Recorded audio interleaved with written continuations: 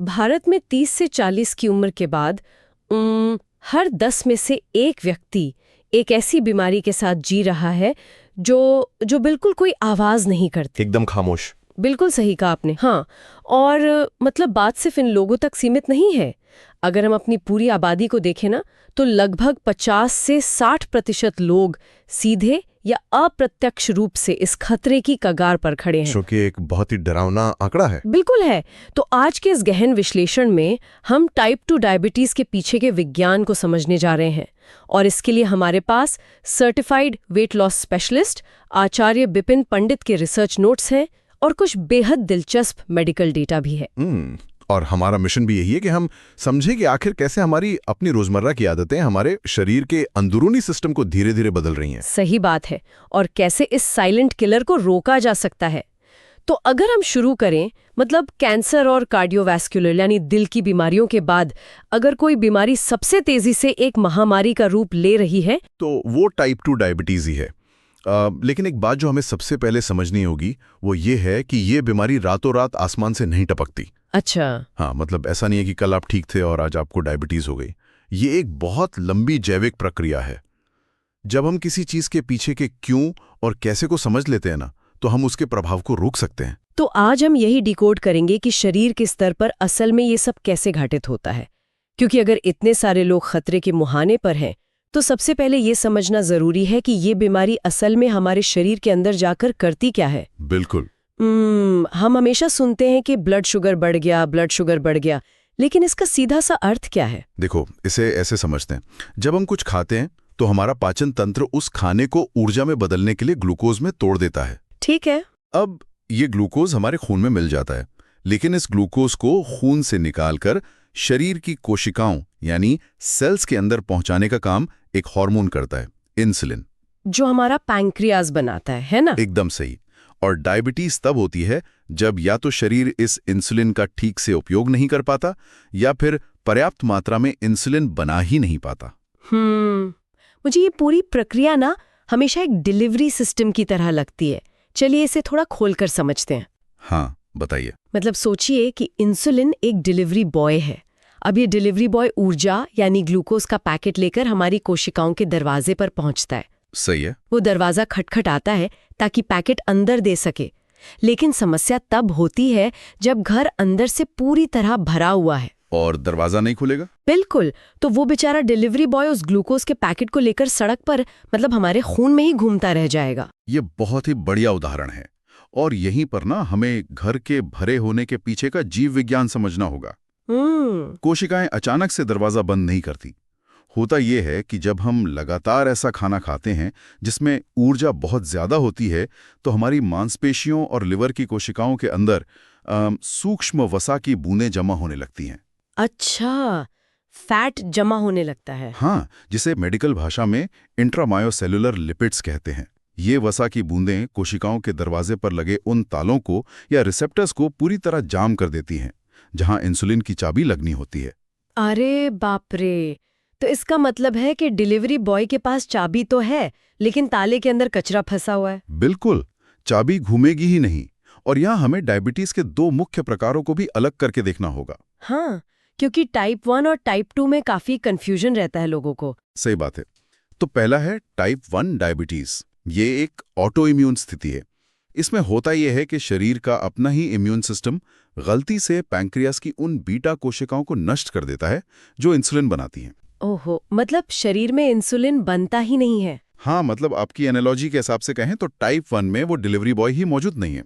समझ गए। लेकिन जो दूसरा प्रकार है टाइप 2 डायबिटीज, जिसके बारे में आज हम इस गहन विश्लेषण में बात कर रहे हैं, उसमें डिलीवरी बॉय मौजूद है लेकिन ताले काम नहीं कर रहे। एकदम सटीक। और टाइप 2 डायबिटीज पूरी तरह से हमारी लाइफस्टाइल और मेटाबॉलिज्म से जुड़ी है। ये हमारे रोजमर्रे के चुनावों का नतीजा है। और यहाँ जो बात सबसे हैरान करने वाली है वो ये है कि चूंकि ये जीवन शैली से पैदा हुई है, इसका नियंत्रण हमारे ही हाथों में है।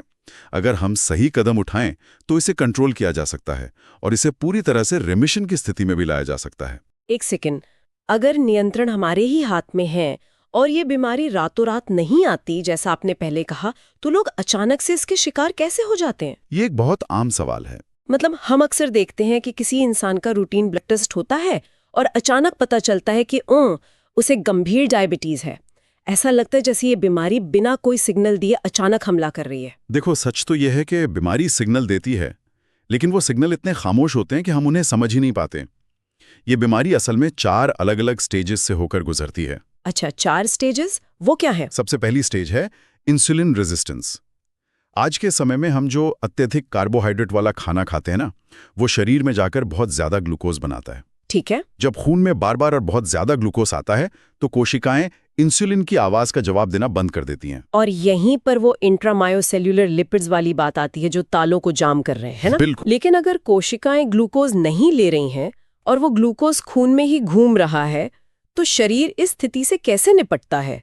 मतलब कोई बैकअप प्लान तो होगा। हाँ, और यहीं से शुरू होती है स्टेज 2, जिसे हम हाइपर इंसुलिनीमिया कहते हैं। ये क्या होता है? जब पैंक्रियास देखता है कि खून में ग्लूकोज का स्तर बढ़ रहा है क्योंकि कोशिकाएं दरवाजा नहीं खोल रही, तो उसे लगता है कि शायद इंसुलिन की ही कमी है। अच्छा, वो कंफ्यूज हो जाता है। हाँ, तो पैंक्रियास की जो बीटा कोशिकाएं हैं वो आकार में बड़ी हो जाती हैं और अपनी क्षमता से ज्यादा काम करते हुए भारी मात्रा में इंसुलिन खून में पंप करना शुरू कर देती हैं। रुको, यहाँ बात सच में दिलचस्प हो जाती है। अगर पैंक्रियाज इतना ज्यादा इंसुलिन बना रहा है, तो वो अतिरिक्त इंसुलिन तो जबरदस्ती खून से शुगर को कोशिकाओं में धकेल देगा ना? बिल्कुल धकेलेगा। तो इसका मतलब ये है कि इस दूसरी स्टेज में अगर कोई अपना फास्टिंग ब्लड शुगर टेस्ट कराए तो उसकी रिपोर्ट बिल्कुल नॉर्मल आएगी। यही सबसे बड़ा धोखा है। अरे बाप रे। जब तक हमारा फास्टिंग ब्लड शुगर टेस्ट में बढ़ावा नजर आता है ना, तब तक शरीर अंदर ही अंदर कई सालों तक संघर्ष कर चुका होता है। मतलब रिपोर्ट नॉर्मल दिख रही है, लेकिन अंदर जंग चल रही है। हाँ, बढ़ी हुई इंसुलिन की मात्रा खून से शुगर को तो साफ कर देती है, लेकिन इसके लिए पैंक्रियाज एक भयानक कीमत चुका रहा होता है। वो ओवरवर्क कर रहा है। तो हमारे जो रेगुलर ब्लड टेस्ट है वो हमें एक झूठी तसल्ली दे रहे हैं। हम रिपोर्ट देख के सोचते हैं कि अरे वाह, हमारा शुगर नॉर्मल है, जबकि असल में हमारा पैंक्रियाज एक टाइम बॉम्ब की तरह काम कर रहा है। बिल्कुल सही।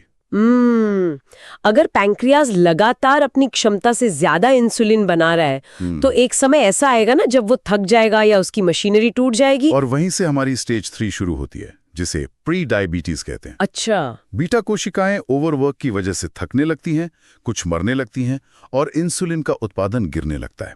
अब जाकर खून में शुगर का स्तर धीरे धीरे बढ़ने लगता है। तो अब रिपोर्ट्स में गड़बड़ दिखनी शुरू होगी। हाँ, और इस स्टेज को मापने के लिए एक बहुत ही सटीक टेस्ट होता है, HbA1c। मैंने इसके बारे में सुना है। ये HbA1c टेस्ट काम कैसे करता है? क्योंकि लोग अक्सर कहते हैं कि ये पिछले 3 महीने का एवरेज बताता है। सही कहते हैं। लेकिन ऐसा 3 महीने का ही क्यों? 1 महीने या 6 महीने का क्यों नहीं? इसके पीछे का विज्ञान ना बहुत दिलचस्प है। हमारे खून में जो लाल रक्त कोशिकाएं होती हैं, यानी रेड ब्लड सेल्स, उनका जीवन काल ही लगभग 90 से 120 दिन का होता है। ओह, करीब 3 महीने। बिल्कुल।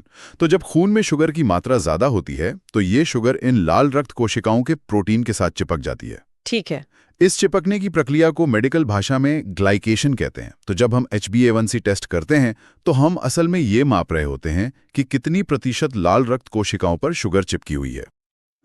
तो प्री डायबिटीज की स्टेज में ये प्रतिशत कितना आता है? ये प्रतिशत 5.7 से 6.4 के बीच आता है। और सच कहूं तो ये शरीर की आखिरी बड़ी चेतावनी है। और अगर इस चेतावनी को भी नजरअंदाज कर दिया गया तो हम स्टेज 4 में पहुंच जाते हैं। हाँ, जो कि है फुल ब्लोन डायबिटीज। यहाँ पैंक्रियास की कोशिकाएं बुरी तरह क्षतिग्रस्त हो जाती हैं। HbA1c का स्तर 6.5 या उससे ऊपर चला जाता है। मतलब मशीनरी अब जवाब दे चुकी है। एकदम।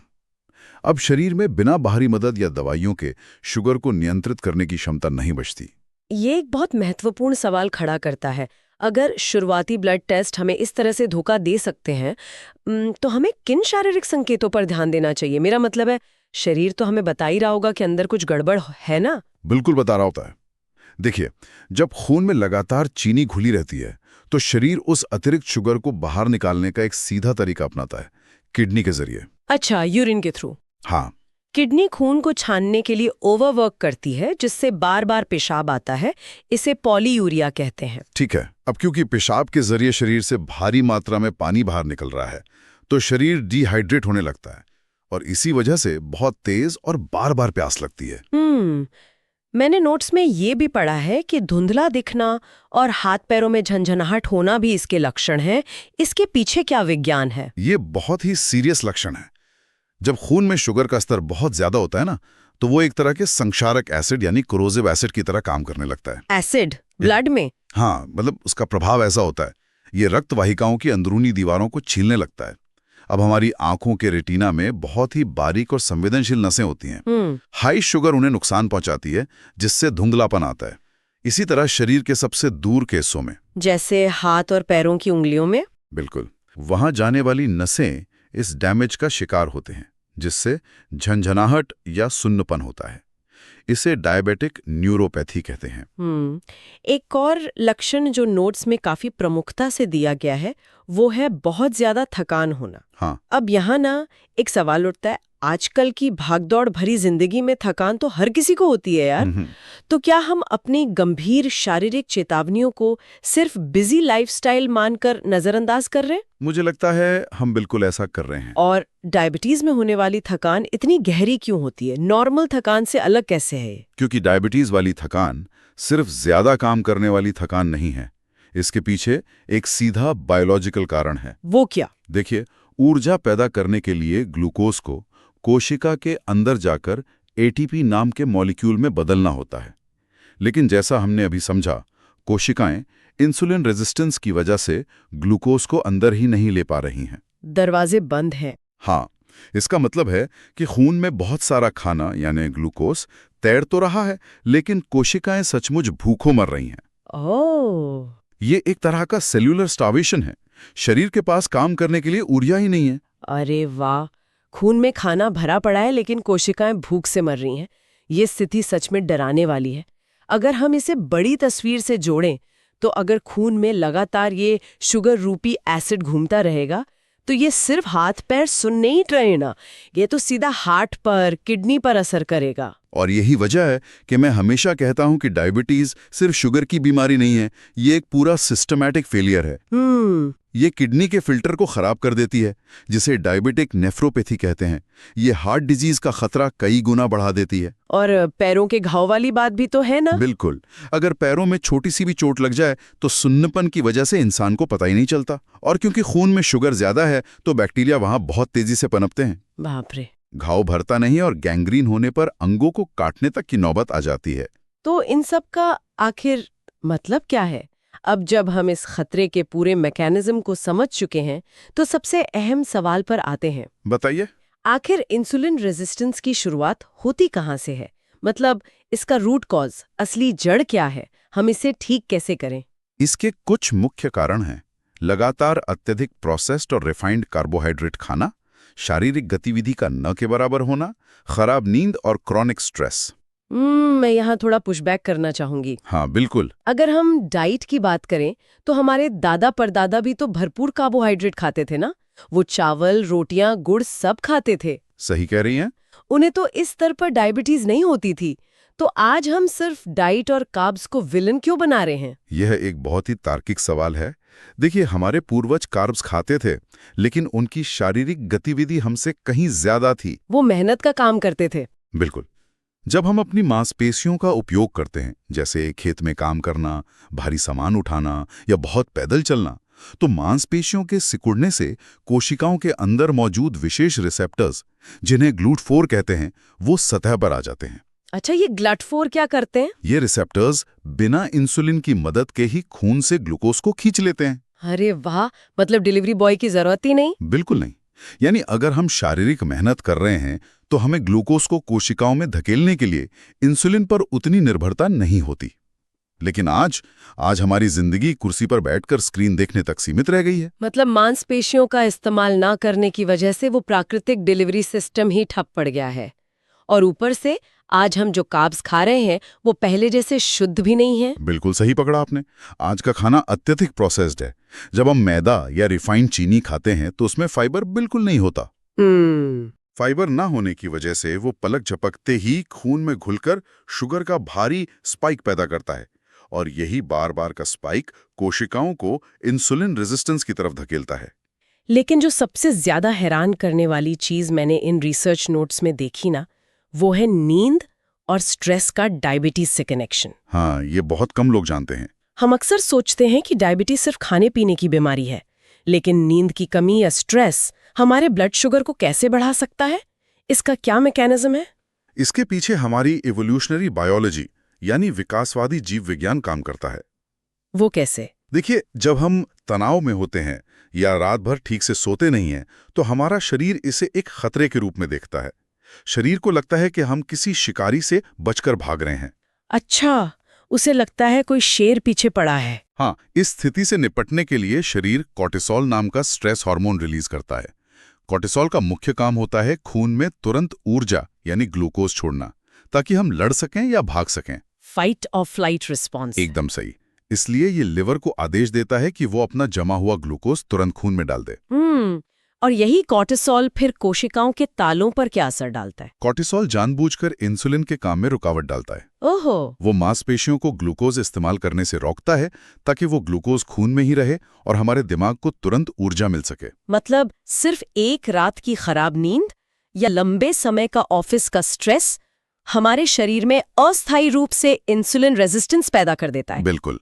और क्योंकि हम असल में किसी शिकारी से नहीं भाग रहे हैं, बल्कि सिर्फ अपनी कुर्सी पर बैठे बैठे चिंता कर रहे हैं, वो बढ़ा हुआ ग्लूकोज खून में ही पड़ा रह जाता है। आधुनिक स्ट्रेस को एक आदि मानव वाले खतरे की तरह प्रोसेस कर रहा है। सही बात है। तो अगर हम रूट कॉज को ठीक करने की बात करें, तो हमें डाइट, व्यायाम, नींद और स्ट्रेस, इन चारों पर एक साथ काम करना होगा। किसी एक को नजरअंदाज नहीं कर सकते। बिल्कुल नहीं। इसे ऐसे समझें जैसे एक कार है।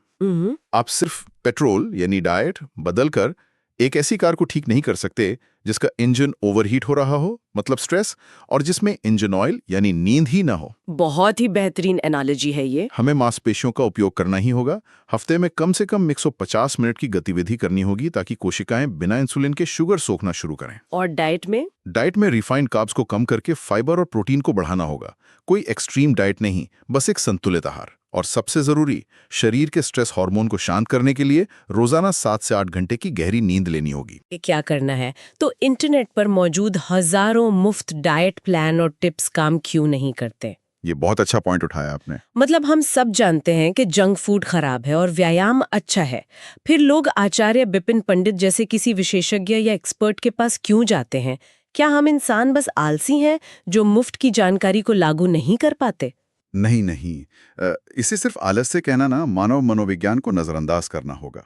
तो फिर क्या बात है? बात जानकारी की कमी की है ही नहीं। हमारी पूरी बायोलॉजी ही उच्च कैलोरी वाले खाने को खोजने और ऊर्जा बचाने यानी आराम करने के लिए प्रोग्राम की गई है। जब कोई इंसान इंटरनेट से एक रैंडम डाइट पीडीएफ डाउनलोड करता है ना, तो वो अपने ही शरीर के जीव विज्ञान और सालों की आदतों से अकेले लड़ने की कोशिश कर रहा होता है। मतलब जानकारी होना और उस जानकारी को एक आदत में बदलना दोनों बिल्कुल अलग अलग विज्ञान है। 100%। एक एक्सपर्ट सिर्फ आपको ये नहीं बताता कि क्या खाना है। एक सच्चा गाइड उस मनोवैज्ञानिक खाई को पाटता है जो जानने और करने के बीच होती है। हर इंसान का चयापचय, उसके काम करने का समय और उसकी मेडिकल हिस्ट्री अलग होती है। इंटरनेट की वन साइज फिट्स ऑल जानकारी यहाँ बिल्कुल काम नहीं आती, क्योंकि सबकी बॉडी अलग रिएक्ट करती है। बिल्कुल। एक विशेषज्ञ आपके ब्लड रिपोर्ट्स का विश्लेषण करता है, ये देखता है कि आपके शरीर में इंसुलिन का पैटर्न क्या है, और फिर एक ऐसा कस्टमाइज सिस्टम बनाता है जो आपकी रोजमर्रा की जिंदगी में फिट हो सके। सही बात है। वो जैविक फीडबैक लूप्स को ट्रैक करता है, ताकि आप जब राह भटकें, और भटकेंगे जरूर, तो आपको वापस ट्रैक पर लाया जा सके। ये समझना बहुत जरूरी है कि सिर्फ ज्ञान होना ही परिणाम नहीं लाता, बल्कि उस ज्ञान का हमारे व्यक्तिगत शरीर के हिसाब से सटीक उपयोग ही हमें इस बीमारी से बाहर निकाल सकता है। बिल्कुल सही कहा आपने। चलिए अब इस पूरी गहरी चर्चा को समेटते हैं। आज के इस गहन विश्लेषण में हमने देखा कि टाइप 2 डायबिटीज एक साइलेंट किलर जरूर है, लेकिन ये अचानक हमला नहीं करती। बिल्कुल नहीं। ये सालों तक खामोशी से हमारे शरीर के सेल्यूलर दरवाजों पर दस्तक देती रहती है। इंसुलिन रेजिस्टेंस से लेकर हाइपर इंसुलिनीमिया और फिर पूरी तरह से डायबिटीज होने तक का सफर हमारी अपनी आदतों से ही लिखा जाता है। और अच्छी खबर ये है कि हम इस सफर को पलट भी सकते हैं। हाँ, सबसे बड़ी उम्मीद की किरण यही है कि अगर हम अपनी मांसपेशियों का सही उपयोग करें, फाइबर युक्त भोजन लें और अपने कोर्टिसोल लेवल्स को नियंत्रित रखें, तो हम इस चक्र को तोड़ सकते हैं। एकदम सही। तो इस चर्चा को खत्म करने से पहले श्रोताओं के लिए एक विचार पर ध्यान देते हैं। हमने आज समझा कि हमारा शरीर कितनी धीमी गति से लेकिन कितनी गहराई से काम करता है। ये एक दिन में बीमार नहीं होता और ना ही एक दिन में ठीक होता है। तो जरा इस बारे में सोचिए, क्या आज सुबह जो हमें एक सामान्य सी थकान महसूस हो रही थी, जिसे हम अक्सर काम के तनाव का नाम दे देते हैं, क्या ये मुमकिन है कि वो थकान असल में 10 साल पहले लिए गए हमारे किसी गलत चुनाव या अनदेखी का परिणाम हो, जो आज सेलुलर स्तर पर सतह पर आ रहा है? शरीर हर चीज का हिसाब रखता है। बिल्कुल रखता है। तो आज इसी पल हम अपनी दिनचर्या में ऐसा कौन सा एक छोटा सा बदलाव कर सकते हैं जो आने वाले 10 सालों में हमारे शरीर का एक बिल्कुल अलग और स्वस्थ इतिहास लिखेगा? इसी विचार के साथ आज के इस विश्लेषण को यहीं विराम देते हैं। सीखते रहिए और अपने शरीर के खामोश संकेतों को सुनना शुरू कीजिए।